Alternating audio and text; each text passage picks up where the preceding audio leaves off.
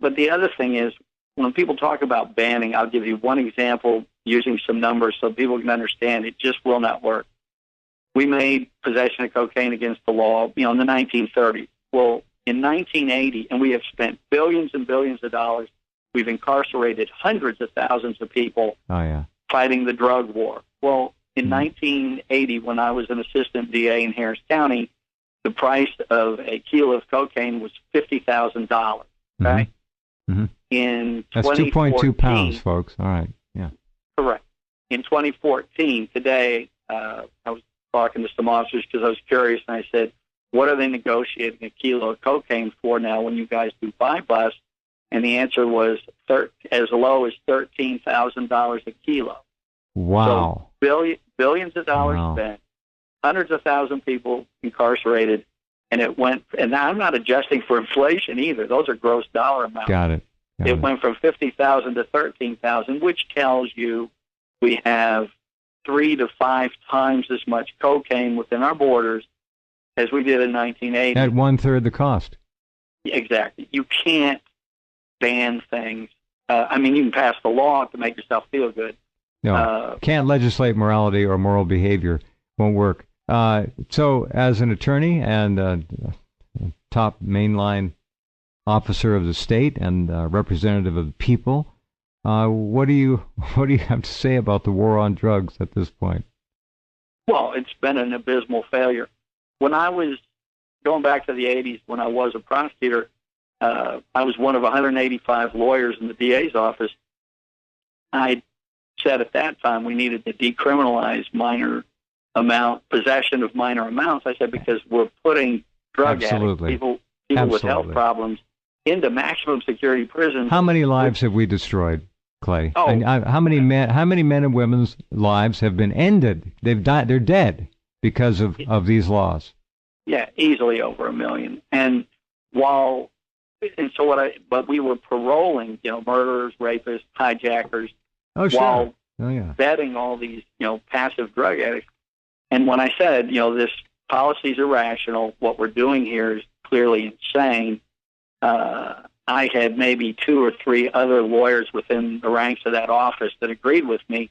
However, when I passionately argued for us to go to the legislature to adjust this policy common to be sense, more rational, I was referred to as a loose cannon. So we go 30 years into the future, almost every state in the union has, in fact, decriminalized or lessened the penalties, so we stopped putting drug addicts into maximum security prison. We don't have enough bed space. We don't have enough money. Plus, we're just destroying people. And it makes some people feel good. They feel like, well, at least we did something. But we did not. And anyway, now there is a doctor at Baylor College of Medicine who's working on a vaccine to cure drug addiction to where you can't get high. And it's you can take pills to fight alcoholism, but you got to take the pill every day to do it. And so it's effective until they stop taking the medicine. Well, I'm sorry, I'm not necessarily pro-drug, but that kind of talk is insane. You're turning people into zombies. You're dehumanizing them. These are the normal range of human feelings. It is up to us as a society to teach people how to manage those feelings so they don't overindulge in anything. And you're lucky you're still alive in a way. Nowadays they kill people for less than you did back then. Right. And Jeff, I agree with what you're saying, but to my mind, any option we've got that does not involve incarcerating passive drug addicts is going to be an improvement. I couldn't agree more. I totally agree. 110%. We've got to get somehow, some way, some leadership, or it's only going to continue to get worse. I personally don't feel it's possible to avail ourselves of the potential brilliance among the populace through the ballot box any longer. No, I'm not calling for armed revolution. I just think the system, and you know it probably better than I ever will, is so corrupt and so criminal that it is really beyond the point of no return in its current incarnation. I don't know how to rewind and set this thing back on the road to reason, moderation, intelligence. Do you? Well, reversing the Citizens United case might be a start. When our Supreme Court said money is speech, and then set aside all attempts at limiting campaign contributions that are money is corrosive to a democracy, and they just said, hey, give anything and everything you want secretly. And they did. And this goes back to what I said about this false dichotomy. Saying that money is speech and you can put as much as you want into the system is a radical idea. So you would say, okay, well, then the liberals must have done that because that's a radical idea. No, the Republican conservative justices voted that way. Mm-hmm. The liberals said, no, you can't do it. And that's why I'm saying this liberal conservative dichotomy, it's false. It's BS. You cannot know the players by the decision. No. You will know it by the money. But yeah, you've got to follow the money. Every time you have to follow the money. Forget the left-right paradigm. It's all a lie. Labels. Exactly. No. Yeah. All right, stand by a second. We'll come right back with Clay Rawlings. Pardon the disruption. The future you never saw coming.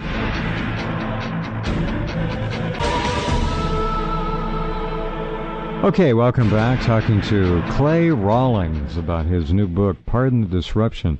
All right, let's talk about technology, and let's take a quick look at the political end of it. We could go back to the Collier's book, Vote Scam, and look at where we are now. The ballot box is going to be replaced with internet voting at some point. That's what they want. Then they won't need to even run around and bother to change the software in some of these electronic voting machines. They'll just do it at some central location. So whenever you see, as I've told our listeners here, whenever you see a 51-49 vote, a margin of victory, 1-2%, 0.5%, you got to start thinking. You got to start thinking that potential. Can't guarantee it, but it's certainly on the table. All right, politically, technology. Where are we going with that? Okay. The next wave that's coming is going to be robotics. And when I say that, a lot of people will laugh because when you look at a robot right now that's in the humanoid form, like a person, sure, they stagger around like a drunken sailor, and they have the speech skills of a 2-year-old. Well, that's right. And when I say, the robots are coming to take your jobs, they laugh and they say that thing's going to take my job. Well, no, the way it is at this moment, of course not. But there is a concept called Moore's Law.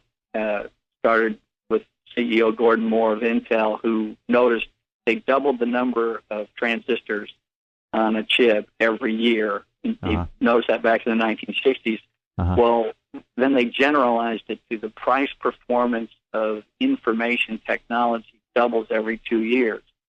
A robot is, for the first time, we've taken a dumb machine, and then we've taken machine intelligence, and we've put it on board on the dumb machine so that the machine is now intelligent.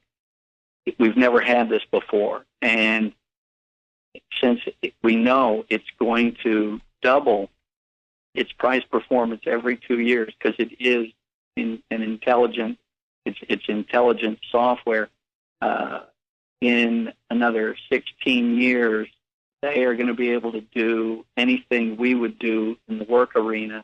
And as this rolls through our economy, it is going to displace all human labor, all of it. And we're then going to be looking at 50% permanently entrenched unemployment. Now, in 2008, when unemployment hit 12%, we saw how, unsettled our society became. You look back to the Great Depression in the 1920s, that was 24%. But these were temporary anomalies that were resolved. Yep. This one is not going to resolve itself like that. And the idea that you're going to scream at these people to go get a job, or that you're going to imply it's moral malaise on their part for not working, is nonsense. We're going to have a real problem. And, the reason I wrote this book was to start a conversation about these things rather than because we're looking 10 to 16 years off for a lot of this. And it's like, couldn't we start looking at this now to figure out how we're going to deal with this? Because if we wait till it's upon us, it's going to be ugly. Okay, well, I agree. AI is the future. Johnny Depp's new movie coming out this month. Again, what the powers that be often do is they tell us what they're going to do, or put it right in our face. Nobody's going to do anything. By our silence, we allow. So we'll go to the movie, we'll watch Johnny and the supercomputers, and we'll go, gee whiz, wow, gosh, that's coming maybe someday. No, it's already here. It's largely already here. We are in a trickle-down posture, and we're so far behind the curve now. Not even funny. All right, that's very interesting. Let's move on to the financial aspect of it. We've got this idiotic thing called the Dow Jones Industrials, which is only, 35, 40 companies? I've forgotten how many corporations. It's not thousands and thousands. It's way up there in loopy land. Now, this is all being controlled at the speed of light by supercomputers. I'm talking about all precious metals, all stocks, all bonds. It's all being controlled as much as they want to control it. Let me leave it that. Is that all right with you? Does that work? Yes. Yeah. All right. The second half of the book where we talk about the economy, the reason I brought Rob Bencini in, because I had the book half written when I brought him in.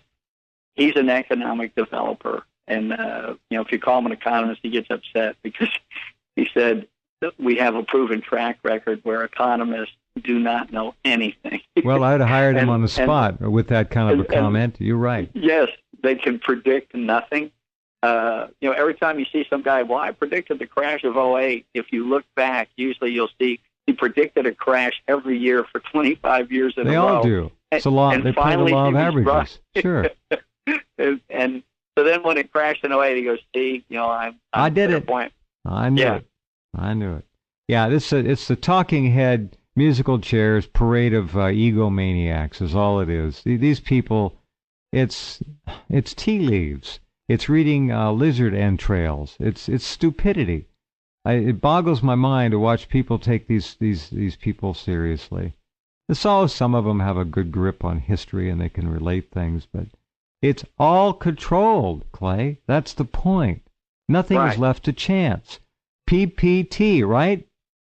Okay, that was just the opening, the plunge protection team. It's all controlled, folks, all of it.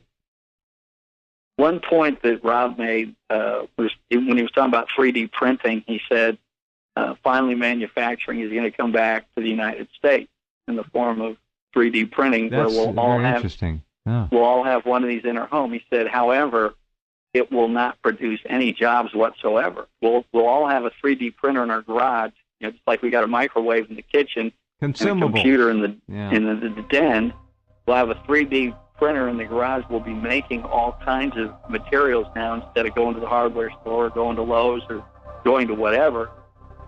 We'll make it in our own home. However, it's not going to generate, yes, manufacturing coming back. Why? Because no matter how cheap Chinese labor is, they're not going to be able to compete with that machine. So it's kind of a false front. Yeah, as you know, Clay, we have to break here again. The Chinese are already replacing enormous numbers of Chinese workers with robots. That's absolutely right. So, and if you've seen the Tesla motor car commercials and seen the robots in their factory in the Bay Area, stunning. Untouched by human hand. Stunning. Yep. All right, be right back.